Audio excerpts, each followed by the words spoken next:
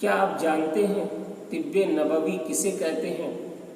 آئیے میں بتاتا ہوں۔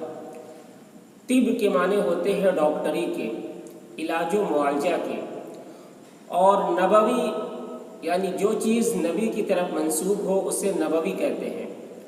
تو طب نبوی کا مطلب یہ ہوا کہ علاج کے وہ طریقے جو ہمارے نبی سے ثابت ہیں اسے طب نبوی کہتے ہیں۔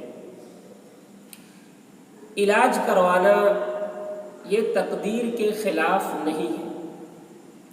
ترمذی شریف کی روایت ہے، حدیث نمبر 2148، حضرت ابو خزامہ رضی اللہ عنہ راوی ہیں، فرماتے ہیں کہ ایک شخص نے رسول اللہ صلی اللہ علیہ وسلم سے عرض کیا، اے اللہ کے رسول صلی اللہ علیہ وسلم، ہم لوگ جو جھاڑ پھونک اور دواؤں کا استعمال کرتے ہیں اور پرہیز کرتے ہیں تو اس سے تقدیر الہی کی مخالفت تو نہیں ہوتی؟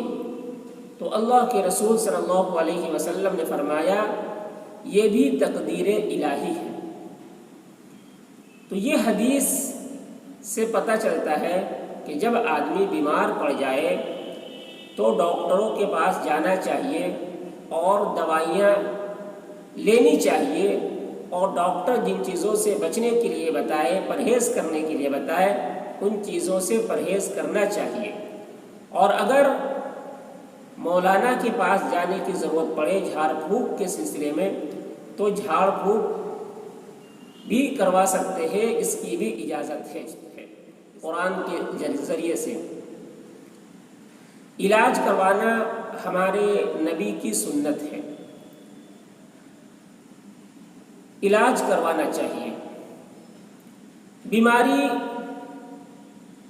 کو پیدا کرنے والا اللہ ہے، شفا دینے والا بھی اللہ ہے۔ اللہ نے جس طریقے سے بیماری پیدا کی ہے اسی طریقے سے اللہ نے اس کے علاج بھی پیدا کیے ہیں۔ اللہ نے زہر پیدا کیا ہے تو اس کا تریاق بھی پیدا کیا ہے۔ تو علاج کروانا چاہیے، یہ تقدیر کے نہ ہی خلاف ہے اور نہ ہی صبر کے خلاف ہے۔ تقدیر میں جو چیز لکھی ہوئی ہے وہی چیز انسانوں کو پیش آتی ہے۔ تو جب کوئی مصیبت آئے، کوئی پریشانی آئے، کوئی ناگوار حالات پیش آئے تو اسے اللہ کی طرف سے سمجھنا چاہیے کہ یہ تقدیر میں لکھی ہوئی تھی کہ یہ چیز آنی تھی۔ حدیث قدسی ہے کہ اللہ تبارک و تعالی نے جب لوح محفوظ کو بنایا تو قلم کو حکم دیا کہ لکھ، تو قلم نے لکھنا شروع کیا۔ سب سے پہلے لکھا لا الہ الا انا محمد رسولی، اس کے بعد لکھا من لم یستسلم بقضائی ولم یصبر علی بلائی ولم یشکر علی نعمائی فلیتخذ ربا سوائی۔ قلم نے لکھنا شروع کیا، اللہ تبارک و تعالیٰ کی طرف سے یہ لکھنا شروع کیا کہ میرے سوا کوئی معبود نہیں، محمد صلی اللہ علیہ وسلم میرے رسول ہیں۔ اس کے بعد قلم نے یہ لکھا کہ جو میری قضا کو تسلیم نہ کرے، میرے فیصلے کو نہ مانے، تقدیر کو نہ مانے، اور میری طرف سے آنے والی مصیبتوں پر صبر نہ کرے اور میری نعمتوں کا شکر نہ کرے، تو اسے چاہیے کہ میرے سوا کسی اور کو اپنا رب بنا لے، یعنی میں اس کا رب نہیں۔ تو اس حدیث میں جو تقدیر کو نہ ماننے کی بات ہے، مصیبتوں پر صبر نہ کرنے کی بات ہے، نعمتوں کا شکر نہ کرنے کی جو باتیں ہیں، تو اس کا مطلب یہ ہے کہ جو بھی مصیبتیں پریشانی آئے اس کو اللہ کی طرف سے سمجھنا چاہیے، کسی دوسرے پر نہیں ٹالنا چاہیے کہ فلاں نے ایسا کیا اس وجہ سے یہ مصیبت میرے اوپر آئی، یا میں نے فلاں کام کر لیا اس وجہ سے مجھ پر یہ مصیبت آئی۔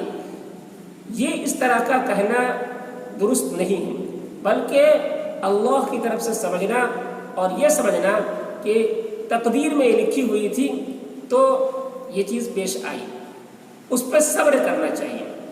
صبر کرنا چاہیے اور اللہ سے ثواب کی امید رکھنی چاہیے۔